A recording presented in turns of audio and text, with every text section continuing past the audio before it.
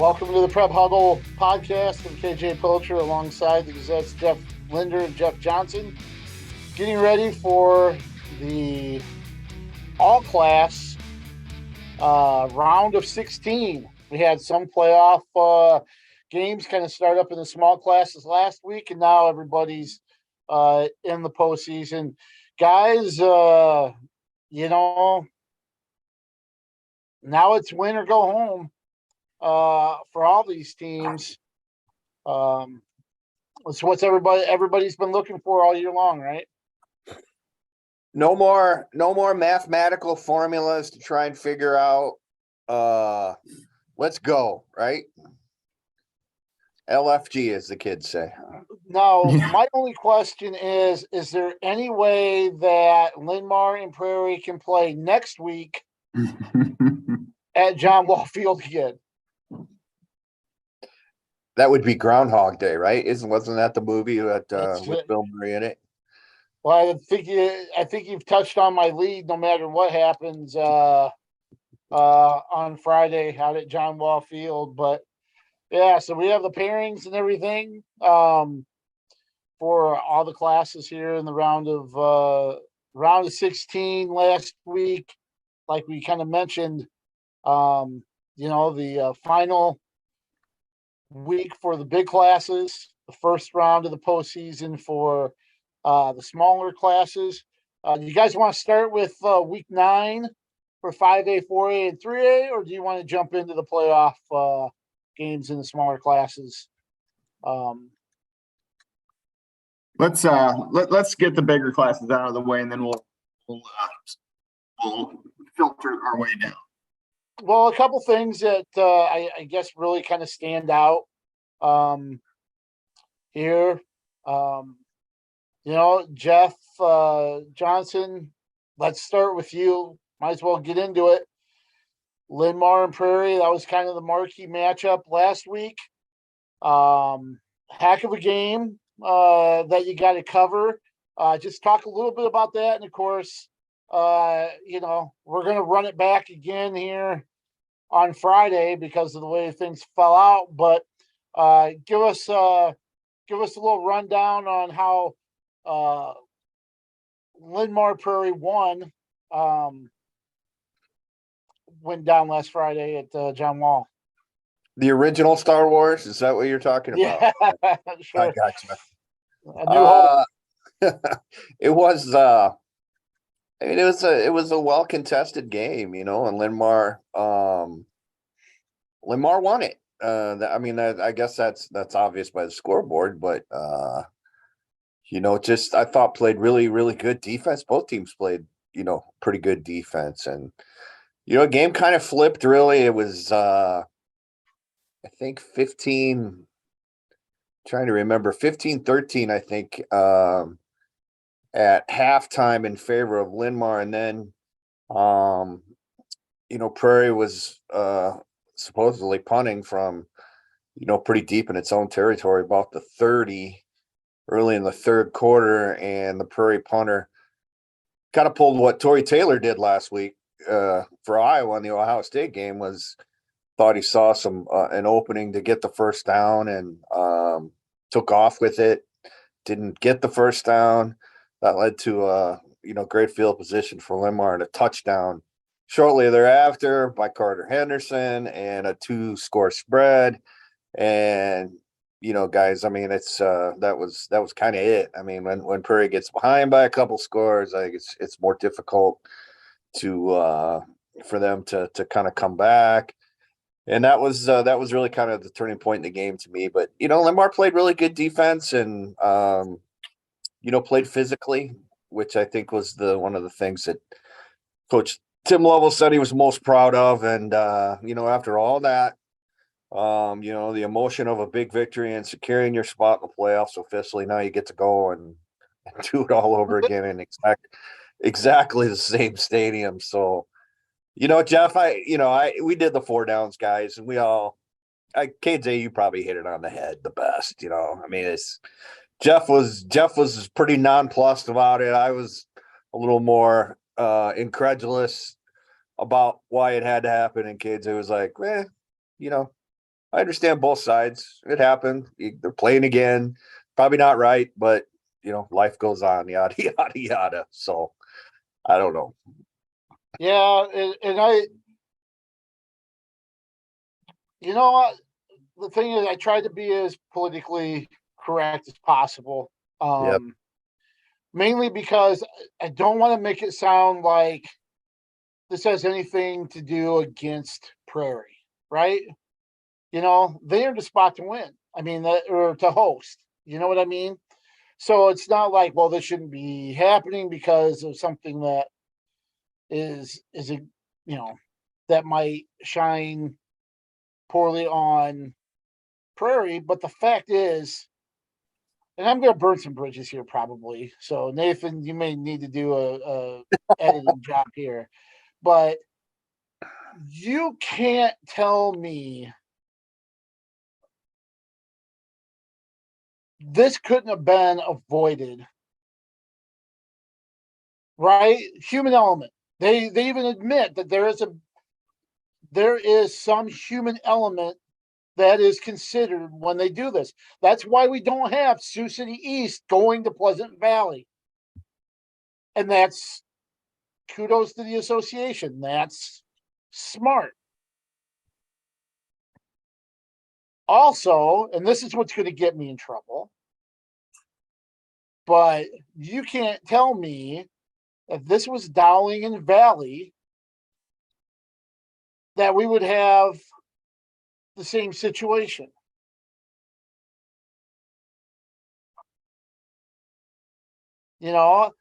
I know they've played maybe quarterfinals, and let's face it, once you get out of the first round, you're not going to be able to avoid that.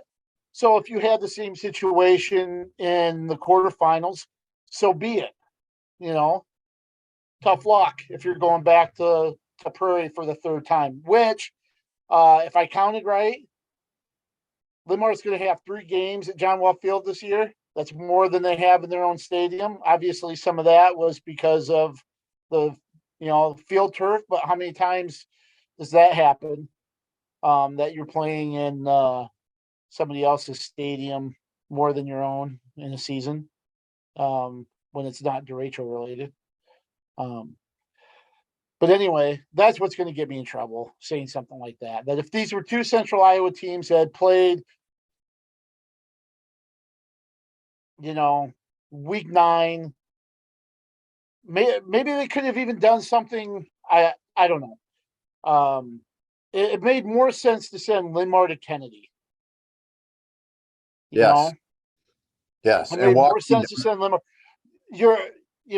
The human element thing, right?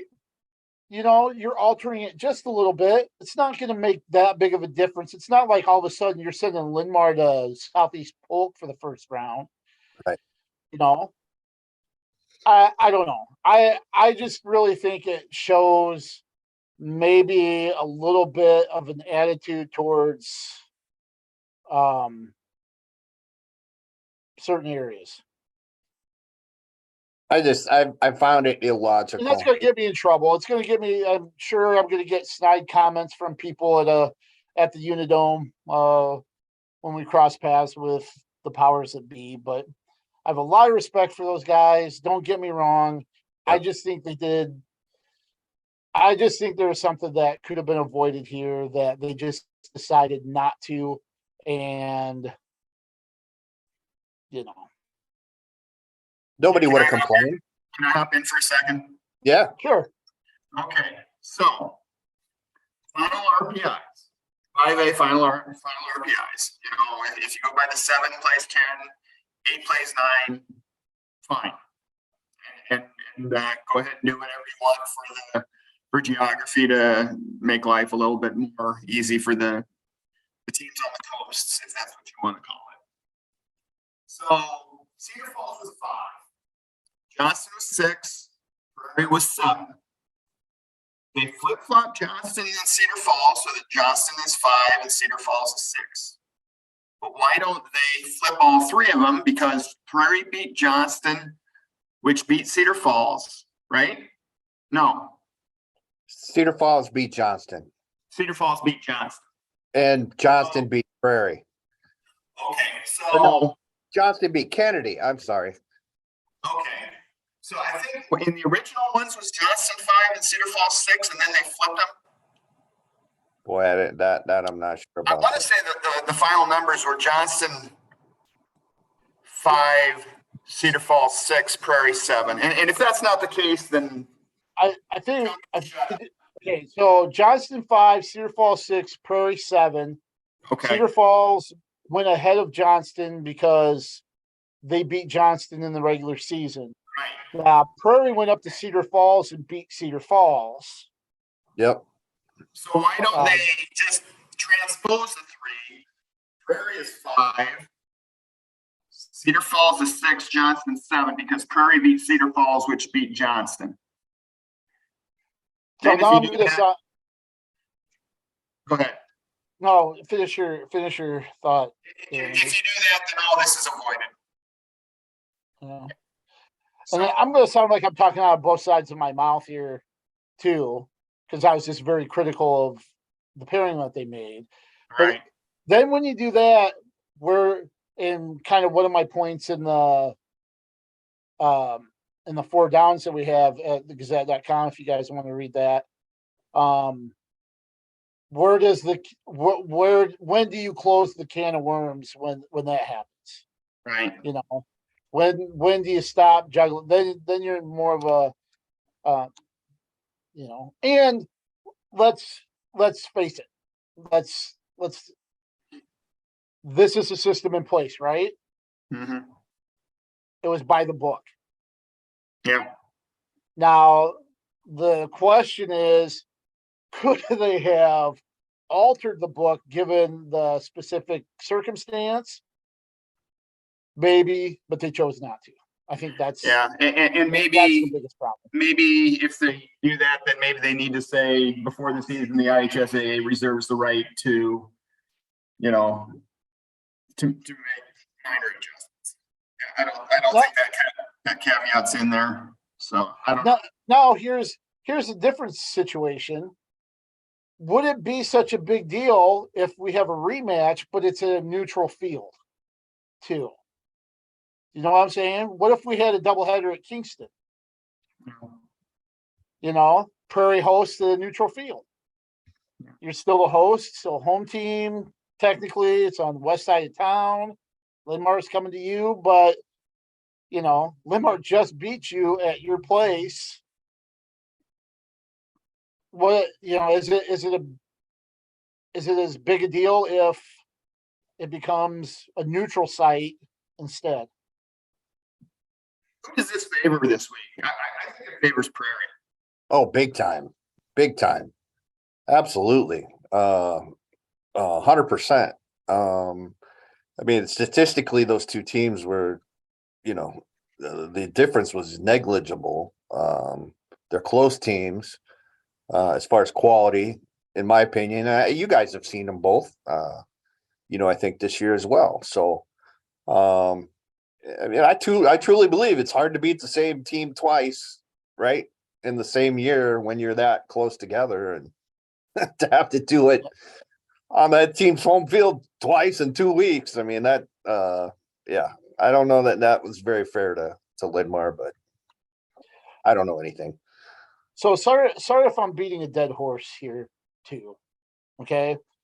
Can we get back to how they finished up 7-10? And Linder, you have a really good grasp on this kind of stuff, but they both end up 6-3. Mm-hmm. Is it essentially strength of schedule that ends up being the difference between 7 and 10? Yeah. Yeah, it does. I'm just kind of looking back here. Prairie's opponents were 48-33. Lin-Mar's were 44-37. Prairie's opponents. Actually, Lin-Mar had a slight advantage there. So they had the same amount of points in the team record. Prairie scored about 500 more points in the opponent's records. Lin-Mar gained back about 130 in the back end of it. So Prairie actually leapfrogged over Kennedy. Kennedy was 7-2. Prairie jumped over them because Kennedy's opponent's record was not very good. And Waukee Northwest actually hopped ahead of Linn-Mar. So I do have the RPIs up. And actually, this kind of goes with my argument that Cedar Falls topped Johnston because they beat Johnston. Johnston's record was, or Johnston's RPI was actually better. So Cedar Falls hopped Johnston because they beat Johnston. But because of that, Prairie didn't have an opportunity to hop Cedar Falls because Cedar Falls was already ahead of Johnston. So does that make any sense? Yeah. You know what I'm saying? Yep. Okay. It just, I don't know. I just have a hard time kind of looking at kind of a 3-spot difference when they're both in the same district, right? That the games out of district, well, not out of district, but you know, they both played Pleasant Valley. Lin-Mar played Iowa City Liberty, which is a top 10 3A team. So it's not like, you know, maybe that game against Muscatine was kind of the difference when it comes to that strength of schedule. Let me take a look at their schedules. I'm gonna call Lin-Mar up first. So yeah, Muscatine, they beat Muscatine and, Right. and they beat Jeff. So Jeff was 0-9. That hurts. Davenport Central's was 1-8. So those were some games, some teams they played that weren't very good. Prairie's worst opponent, they had a couple of 3-6 teams in Bettendorf and Waterloo West. So I guess that's it. And you know, that's no fault of Lin-Mar. Lin-Mar doesn't put their schedule together. The state does that. That's why I kind of wondered. Yeah. You know, so kind of a victim of circumstance there. Yeah. Yeah. Unfortunate. But, yeah. You know, And maybe if they have a tougher schedule, they don't go 6-3. Maybe they go 5-4, and that takes care of that. Yeah. Now you're dealing with a lot of hypotheticals that you just don't have an answer to, and you know, kind of tempering it a little bit. You know, it's a system. There's no perfect system, right? Correct. You know, and people in Boone are going to catch hell. They're damned if they do, damned if they don't with certain things. You know, and this is one of the 1 in 100 situations that's going to pop up that you know, they might not have to face again for, you know, a dozen years or whatever. And when it does come back up again, it's not going to be something that you readily think, oh, we're going to end up sending the team back to the same spot where they won week 9. You know, so it's not a common situation, but it's still just, there's still just a feeling of, you know, if they really wanted to, they could have avoided it. They could have changed it. But, you know, then again, talking out of both sides of my mouth here, give them a little bit of, you know, kind of give them out. Where do you stop then? You know, you start making exceptions. I guess I would complain and bitch and moan at the IHSAA if I had a better solution. I don't. So I trust, you know, I trust the RPI. It's not ideal. Go play again, boys. No, that's one of my hobbies. I bitch and bring up problems, and then when it's time for solutions, I go find something else to do.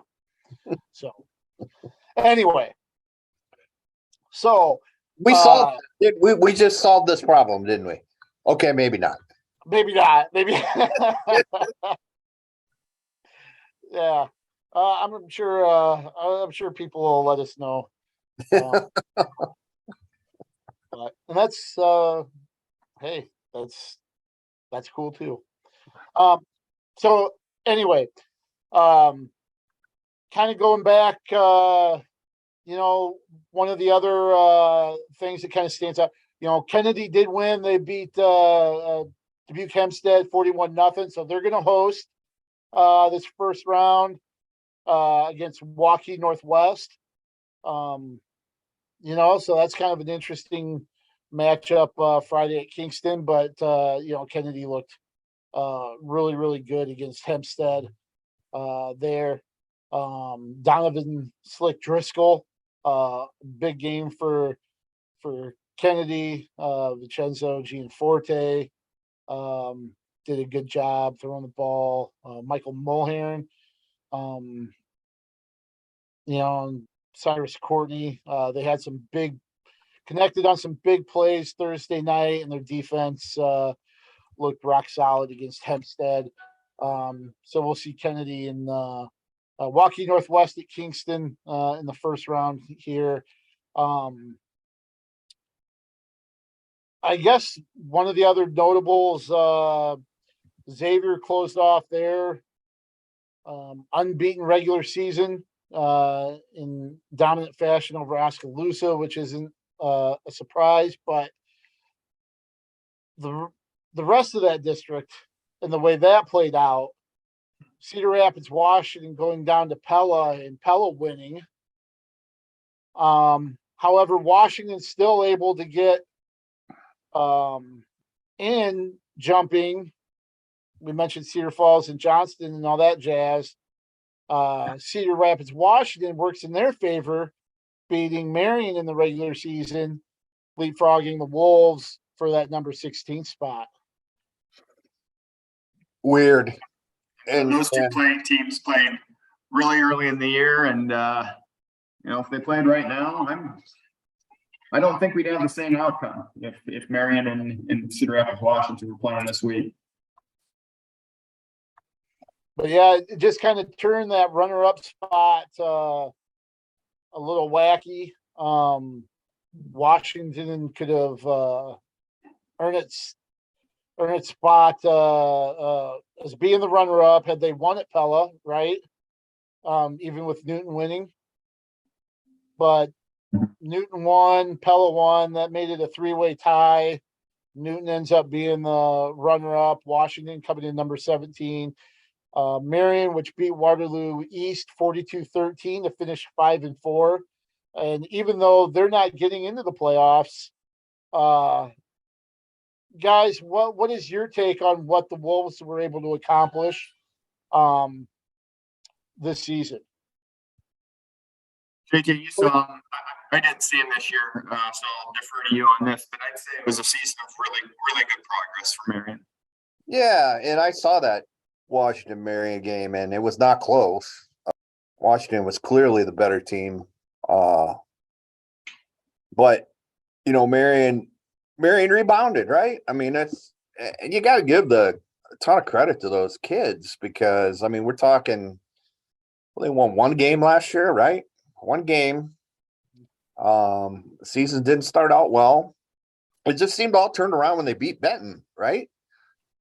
Put it together for that game, and that was a huge win, and and then they took care of beat Decorah, which was down this year, and I'm trying to think who else to beat. Mason City, beat Mason City, and took care of Waterloo East last week. So I give those kids credit for hanging in there when things were bad last year, and they started out bad this year. So and I know we've talked about it a couple times in the past, but kudos to Coach Joyner and his staff, because it sounded like after those first 2 weeks and going into that Benton game, they made some not necessarily personnel changes, but schematic changes that I think that's when Moda moved to more of a running back. Yeah. But they decided, hey, we need to change something else to match what we can do and the skill of our guys. And that's not easy for coaches. You know, I know coaches have used the same playbook for decades. And you just plug in personnel and try to run the same stuff. Some years it works, some years it doesn't. But you keep trying to fit, a square peg in a round hole.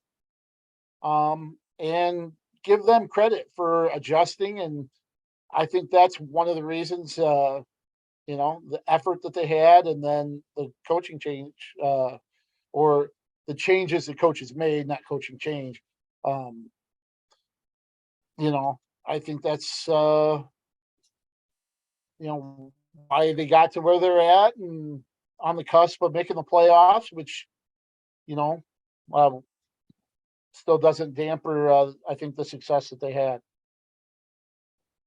Yeah. And honestly, I mean, you look at the playoffs is everybody's goal, but they're going into the off season, I think, with a pretty positive vibe. Right. And I don't know, you never assume anything, but they would have ended up playing Xavier, and more likely than not would have lost, and probably lost quite handily.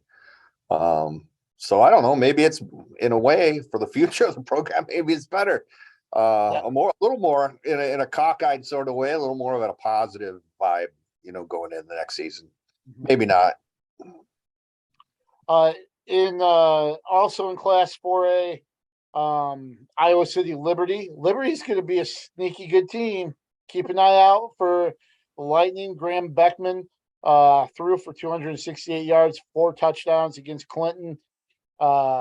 Lucas Meyer hauled in 4 passes for 100 of those yards and 2 of those touchdowns from Beckman. That's going to be a team that, I know there's kind of a big 3 there in 4A, a little bit with Lewis Central and Xavier and Waverly Shellrock, but boy, the Lightning is kind of in that group that certainly could be party crashers, couldn't they?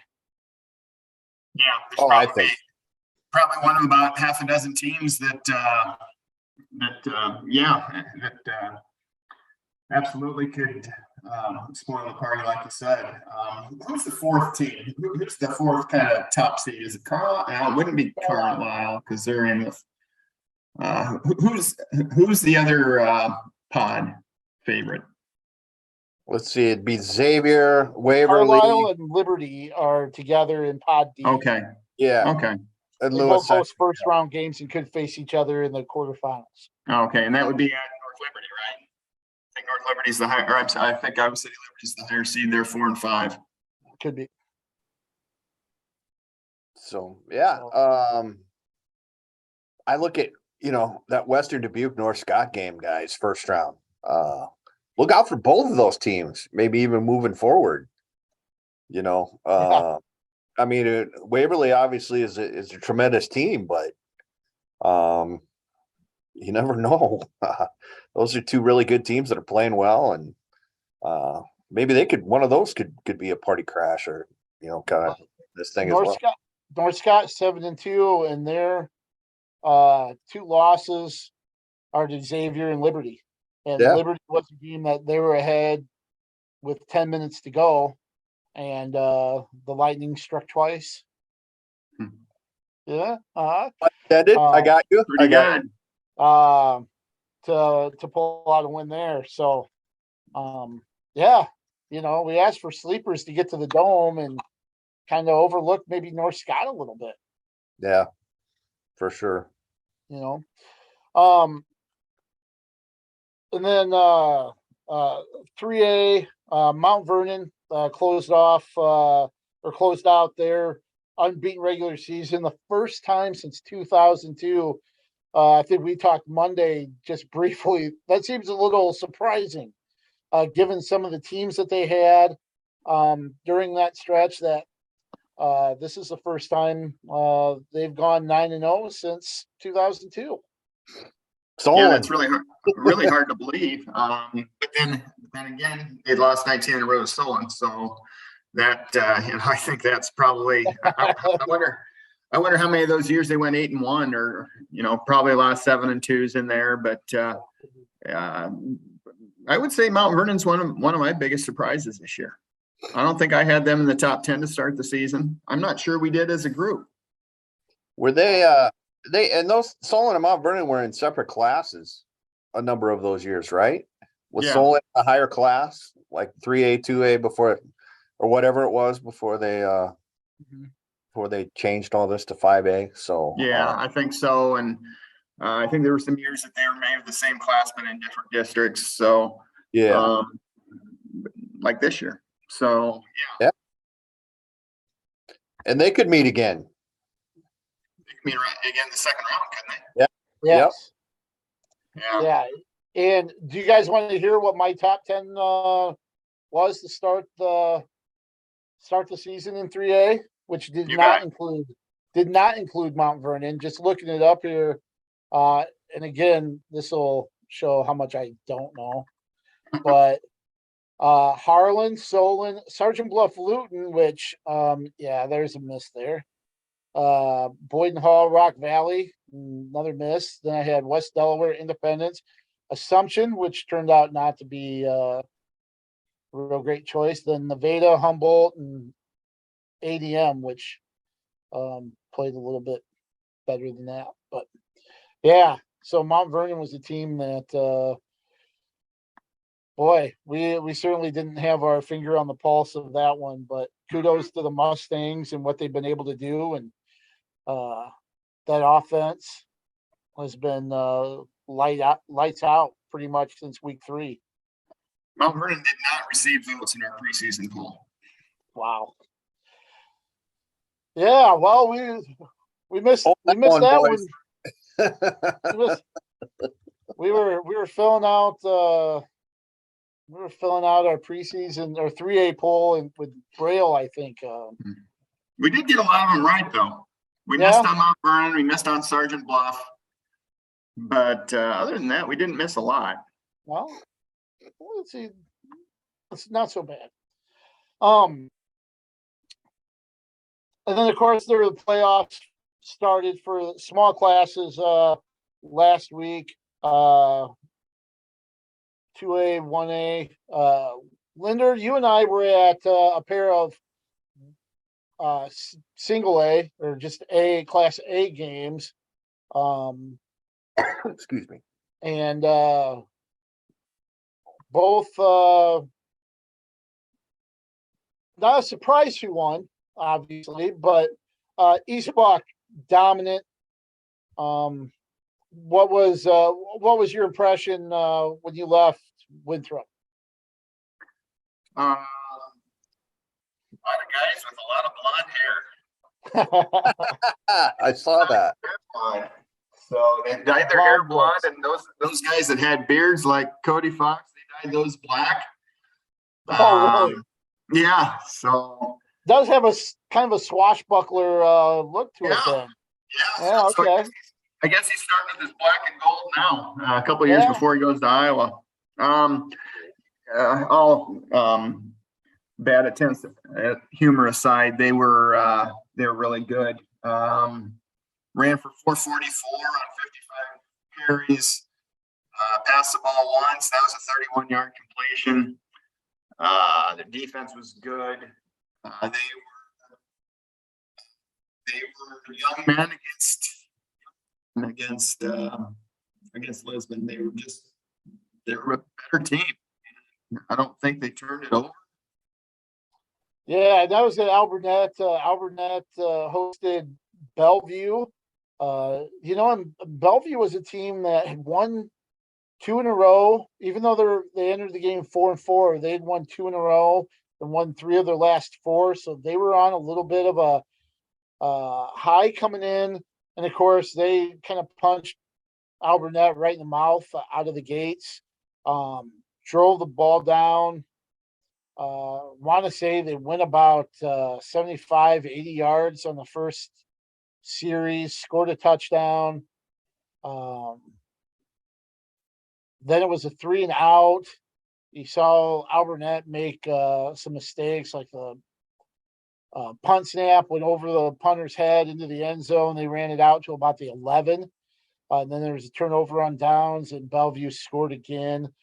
Jaden Baskin had 2 5-yard touchdown runs there, put them up 13-0. But then finally, once Alburnett kind of got they forced a 3 and out and got the ball back, and then all of a sudden you just kind of felt like a collective kind of exhale, like, okay, we're back in it. And then they just went off for 28 straight points.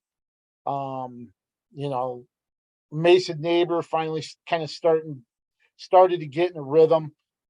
He finished with 278 yards and 4 touchdowns. The one thing that and then their defense really stiffened up. The one thing that I really liked out of Alburnett was when they forced Bellevue to punt out of their end zone like 2 series in a row and had really short fields. They didn't kind of sit around and decide to pound the ball. They had prime field position, and they kind of went for the jugular, as you say, right? And you saw, I believe it was a deep pass to Grayson Carolyn for like a 35-yard touchdown pass. And then Brody Neighbor took kind of a short pass the next series and went 21 yards for a touchdown on the first play of scrimmage right after getting those short fields. So they had their foot on the pedal and they were going full speed ahead. Kind of like that type of play calling, and it sure worked out, helped them put up 28 points in the second quarter, and they never looked back after that. Ended up winning 38-27 with the teams exchanging scores in the second half. But now you got a rematch, East Buck at Alburnett, that East Buck won. I happened to be at Alburnett for that one in the regular season, and that was a close game through 3 quarters, and East Buck kind of pulled away, took advantage of a couple Alburnett mistakes. So you got 2 teams that are 8-1 going at it here in the round of 16, with the winner getting the winner of Grundy Center and Columbus Community, who we all know Columbus Community Alburnett, their week 9 thriller that ended in overtime, 31-30 or something like 32-31, something like that. So 4 really, really good teams there in that pod. So is that a candidate? This year? I was just going to say, is that a candidate for our group of death?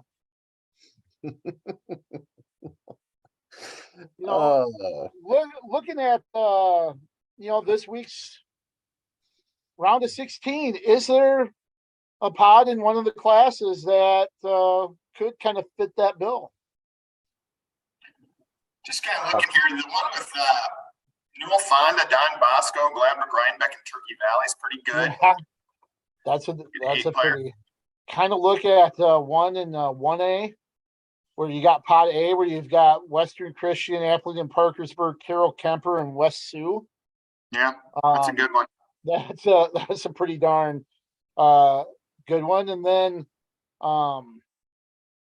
in Class A as well, I know you got Hinton at 6-3, who plays at HMS, but you've got HMS, Galen, Woodbury Central in Pod A. In Pod C, you've got East Buck, Alburnett, Columbus Community, and Grundy Center, which I think are, I think those 2 pods, you've got 4 teams that are really close. Maybe not the high end like you had with Western Dubuque, Xavier, North Scott, and Washington that year. But when you think about how close those teams are comparatively, that's an interesting one. Yeah. I'd say ordinarily I would have said the Pod B in Class A with Newman, North Lynn, Wapsie Valley, and West Hancock. There's some tradition there. There's 7-2 is the worst record. But I guess the cat's out of the bag now as far as North Lynn's concerned with Tate Hoggenberry being out with mononucleosis. That's their best player, unfortunately. And Lynx were able to win the first round game handily and face a stiff contest here, obviously, this week against a good Mason City Newman team. So,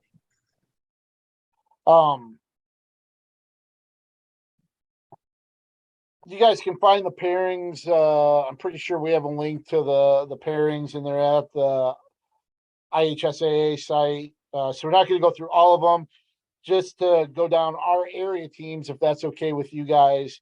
You've got 6th ranked Waukee Northwest at Cedar Rapids Kennedy. You've got number 8 Linn-Mar at Cedar Rapids Prairie.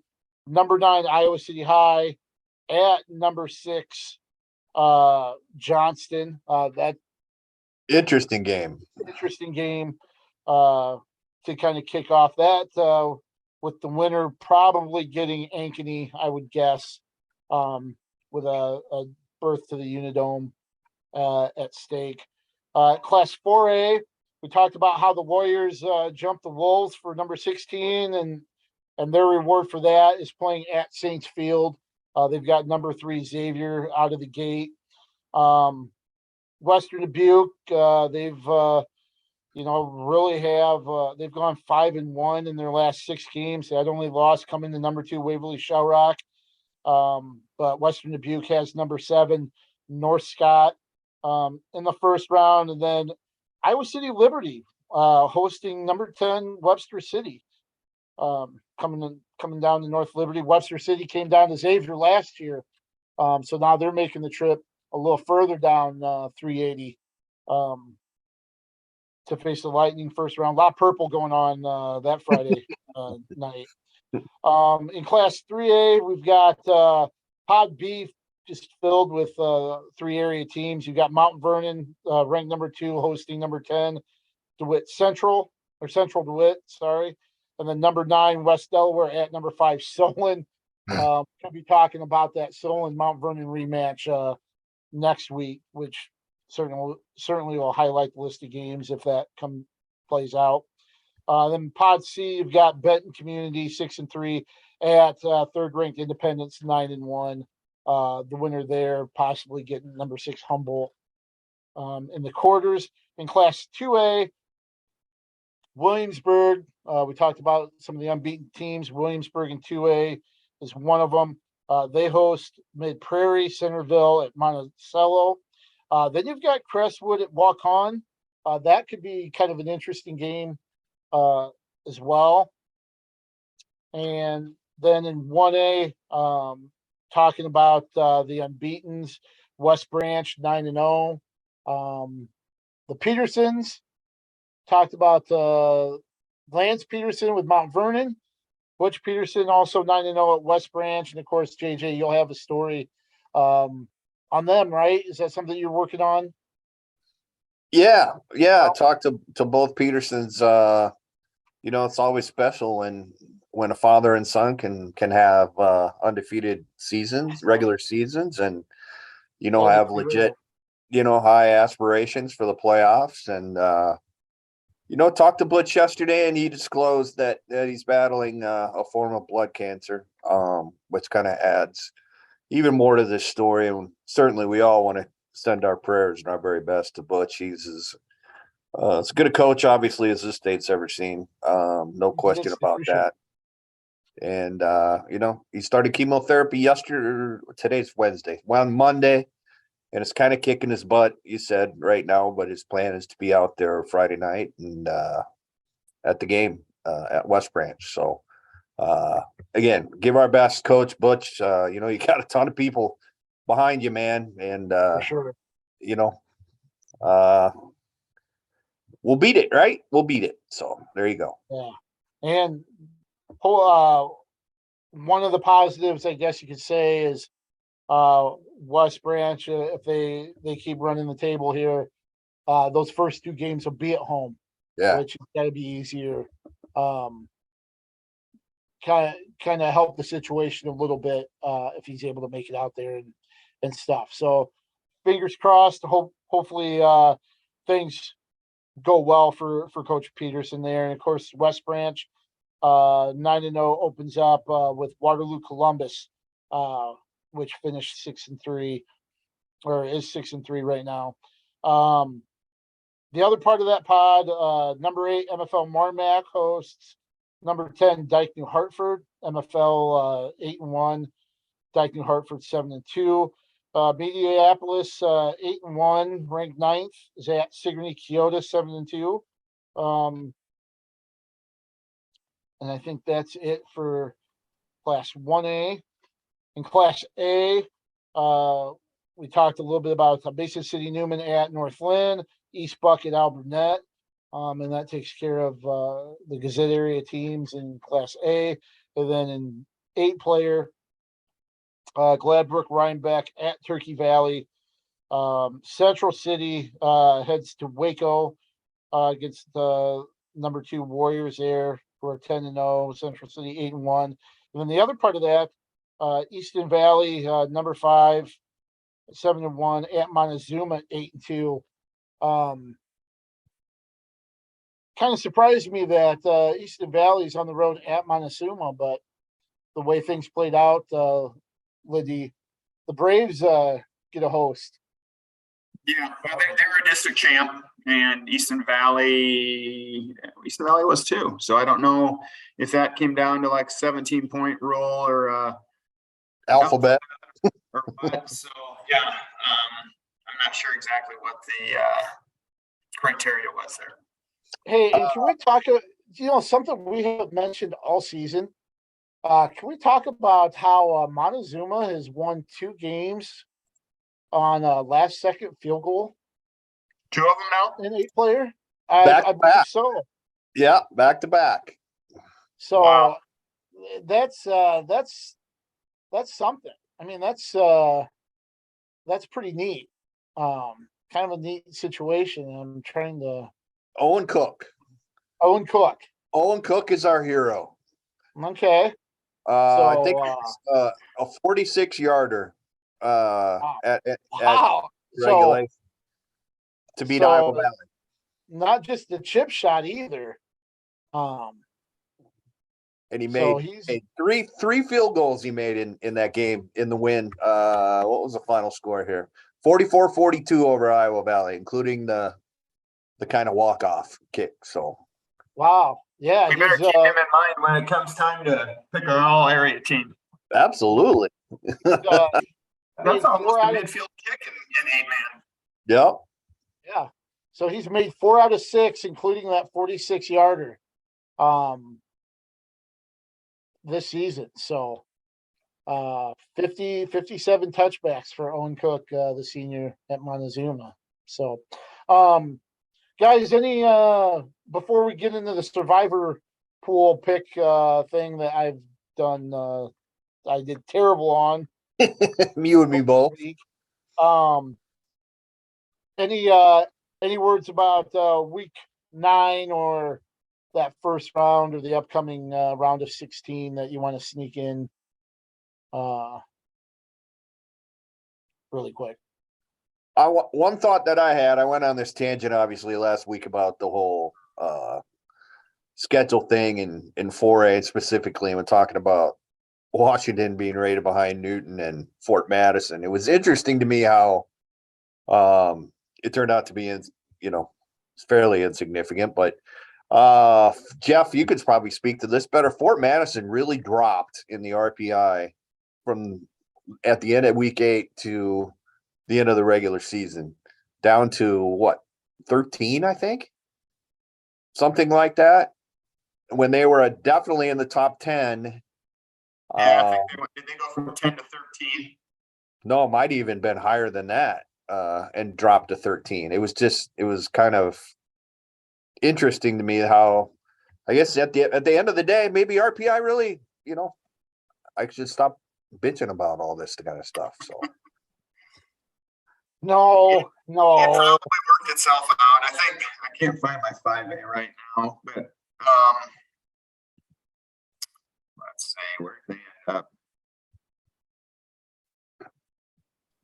I'm just going to say this right now.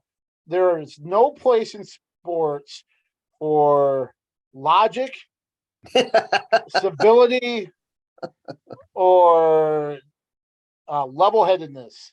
So, anyway. They ended up 13. Were they 10, 9 or 10 going into the last week? Definitely up above 10. I was thinking 7, 8, maybe something like that. Okay.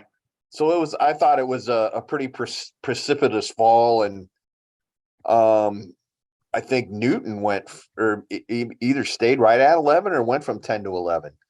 Okay. Yeah, they're 11. Newton, Webster City, Fort Madison were all really, really close. 11, 12, 13 there. Okay. So you're right, guys. You're right, Jeff. I am an RPI fan. I am. You are? I am. Okay. I might be, but I'm going to bitch about anything anyway. Yes, common sense. There's still got to be a little bit of a formula for common sense. So that's it. So should we move on to the Survivor game? Let's do it. All right. Jeff's in first place, of course. So we're gonna go in draft order. Pick any area game this week. KJ goes first, and then Nathan is second. So I'm like the LA Clippers or the I have the most ping pong balls in the hopper. All right. So I'm going to go 4A on this one. Okay. I am taking number 9 Western Dubuque over number 7 North Scott. Ooh. Penner and the boys got you on this one. Make me proud. Have my back because I need it after last week's debacle. Thinking MFL was going to win a close one. All right. Nathan Ford is going to go with Independence over Benton Community. JJ, you're up. Well, I was the idiot who picked an 8-man game last week. Where points come in bushels. Right. So we are all right. Since I'm so far behind, and I gotta do something here to kind of catch up. Well, first thing you gotta do is stay alive. Okay, fair enough. Okay. All right. That's well, that changes things.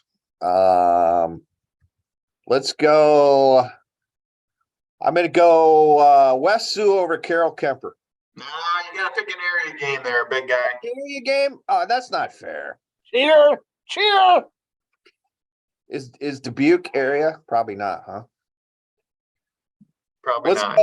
Let's go. Am I stalling enough here? You're fine. Let's go Prairie over Lin-Mar. All right. I was actually going to do that one myself, but you know what I'm going to do? I went Waukon over New Hampton last week, and that was 24-22, so I'm sitting pretty good right now. I'm going to go Waukon again. I'm going to go Waukon again over Crestwood. Hey, if it's not broke, don't try and fix it. I think that's another close one ready to happen. I think that's a good pick. Okay. We'll see. And I just want it stated for the record, if Lin-Mar wins, the Lions, if I'm there covering the game, those were the two that picked Prairie, not me. Save your comments for their Twitter feeds. Kidding. Yeah. You can run this video back, Lin-Mar, on Friday nights, team meeting. Oh, yeah. So all in fun, all in good fun. So All right. Any last words before we close down Who the are you week? guys covering this week? Oh yeah. Well, I'll start. I'm going to be out at John Wall Field for Linn-Mar Prairie Part 2.